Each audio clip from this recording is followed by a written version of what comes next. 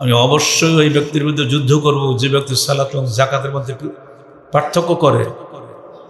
যারা রসুলের আমলে এখানে একটা ছোট্ট বকরিও যাকাত দিত, যদি আজকে সে না দেয় আমি অবশ্যই তার বিরুদ্ধে যুদ্ধ করব।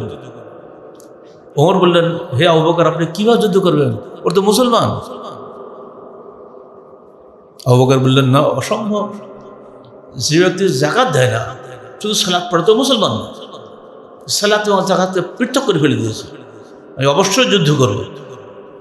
তখন ওমর বললেন, আমি বুঝলাম শারাহ আল্লাহ ও সদরাহ, আল্লাহ আবু বকরের সিনাটা প্রসারিত করে দিয়েছেন। আলম তো আন্না ওয়ালা হক, বুঝলাম যে আবু বকর হকের উপরে আসেন। ওমর খলিফা হলেন। চিঠি চলে গেল এমনে যে মুআজ খলিফা পাল্টে উনি মারা গেছেন, নতুন খলিফা ওমর। এইবার মুআজ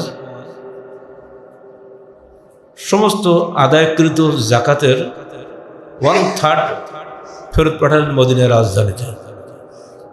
ওমর বললেন, কি ব্যাপার, তুই ফেরত পাঠালি কেন?